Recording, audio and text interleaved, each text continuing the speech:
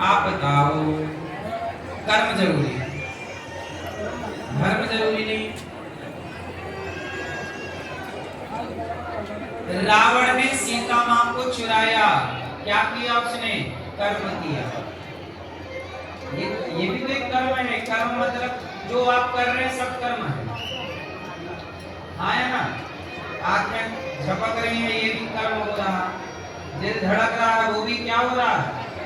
बोलो, कर्म। तो रावण ने सीता मैया को चुराया, तो रावण ने तो अपना कर्म किया। बोलो हाँ। परंतु रावण के कर्म में धर्म नहीं था, इसलिए कर्म।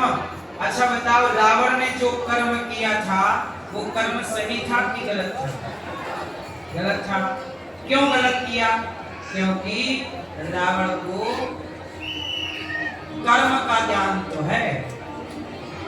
पर रावण से पूछा जाए कि रावण बताओ, क्या दूसरे की स्त्री को चुराना क्या ये धर्म है?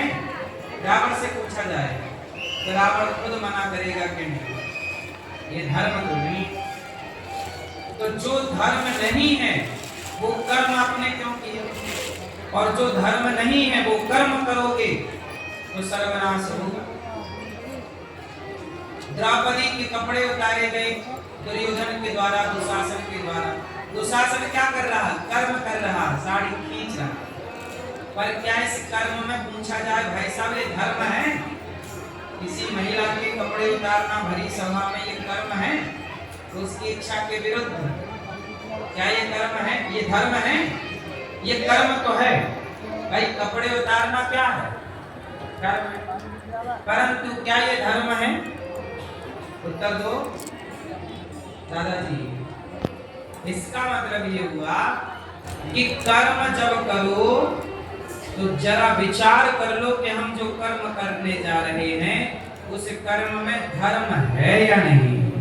क्योंकि धर्म नहीं होगा तो वह कर्म पाप हो जाएगा, और यदि आपके कर्म में धर्म है तो वही कर्म पुण्य हो जाएगा। कर्म पाप भी बनता है, कर्म ही तो पाप बनता है, और कर्म ही पुण्य बनता है, और कर्म ही तुम्हें बाद में मिलता है। समझ में आई कि नहीं? कर्म पाप है और कर्म पुण्य है। कैसे? जैसे ये 500 रुपए लेकर के आप जाएं और 500 रुपए में एक मुर्गा कटवा के ले आए, तो ये 500 रुपए में एक जीव की हत्या हो गई। तो कर्म तो हुआ, आप मांस लेके आए, कसाई ने उसे काटा, तो हुआ क्या? सारा कर्म हुआ। काटना कर्म था, बोलो हाँ। साफ करके पॉलिथीन में डालना और आपको देना ये कर्म था। पर अब आपके कर्म से क्या हो गया? किसी जीव की हत्या हो गई, किसी की सांसें रुक गई आपके कर्म